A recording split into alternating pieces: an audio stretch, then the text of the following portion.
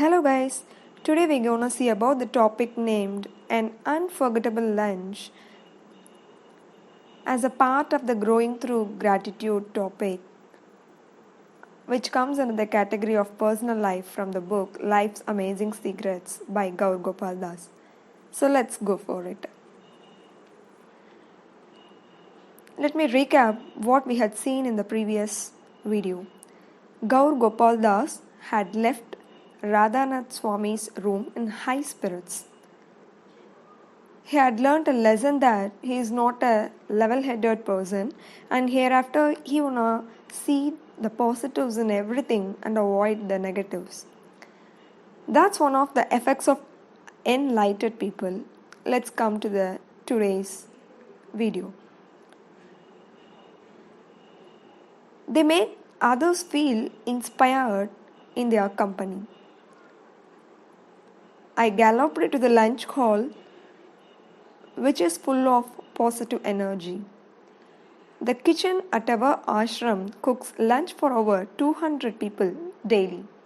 National Geographic featured our kitchen in their documentary on India's mega kitchens. Steamed rice, dal, spicy vegetable curries, and hot flatbread chapatis. A simple but satisfying lunch. I looked everyone's face in the hall. I may have perceived faults in them in the past, but they had all helped me in my journey. I learned on that day that when we think negatively of people, we should immediately counteract that energy by contemplating 3 positive qualities they have. I was training the mind to see the good. As I digested my thoughts and lunch, I returned to my room to plan for a lecture that I was giving that night. I opened my laptop that revealed a horde of unread emails. I didn't have time to read them considering my presposing evening deadline. What to speak about? I thought as I rhythmically tapped my fingers against the side of the laptop and rocked in my chair. Nothing came to my mind. I was preoccupied with something in my teeth. A small cumin seed had lodged itself between the lower molar teeth on the right side of my mouth. I relentlessly fiddled with it. It was as if my tongue was playing tennis against my teeth with the seed as the ball. After 15 minutes of frustration and feeling as if I was to sit down in this heated game, I went to the bathroom. My first tactic was rinsing my mouth with water. I used a range of motions to flush out the cumin seed, but I had no luck. My second tactic increased the pressure on my unwelcome friend, dental floss. My last port of call was my interdental brushes that I used occasionally. They are little fine-bristled brushes which fit between the teeth and look like tiny plague fight swords. As you can guess, I was successful.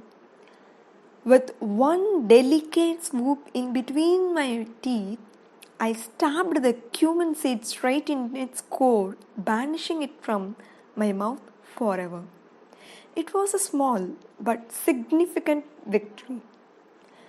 Returning to my laptop, I knew precisely what I would present that evening. My experiences with Radhanath Swami and the cumin seed. It was a sufficiently intriguing but ridiculous title to entertain the crowd.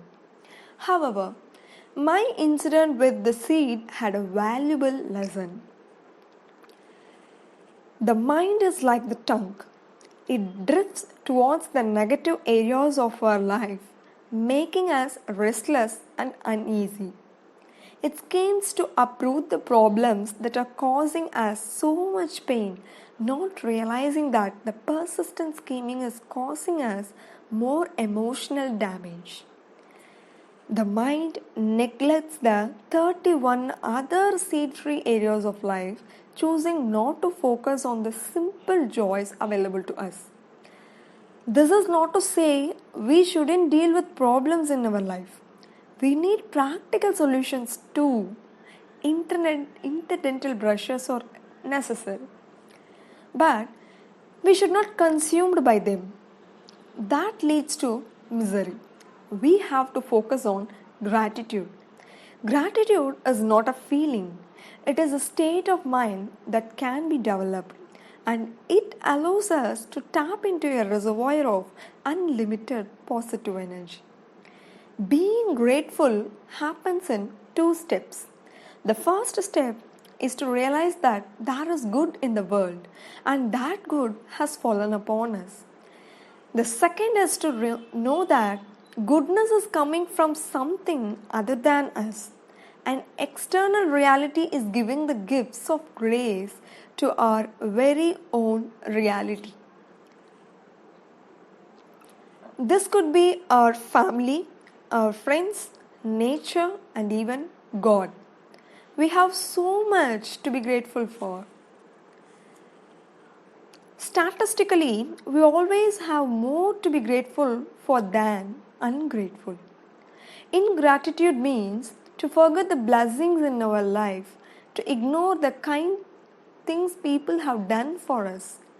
It is not just positivity we feel when we embrace gratitude. Better sleep, the ability to express more kindness, feeling more alive, and even having a stronger immune system are all benefits of being thankful. When you are discouraged, thinking all is lost, count your many blessings, name them one by one, and it will surprise you what the Lord has done. So, gratitude is the key to remain positive and happy. Harry confirmed. Certainly, I replied. It's not the happy people who are grateful, it's the grateful people who are happy. I repeat it once again. It's not the happy people who are grateful, it's the grateful people who are happy. Does that make sense? The monk asked. Partly. Harry hesitated. I can think of things I should be grateful for, but that's not the case for everyone. I know people who have been through hell and back, whether it's losing loved ones or being disease stricken. How can they be grateful? Harry asked this question. So, what should be the monk's answer to Harry's question? Let's see in the upcoming video. Wait and watch.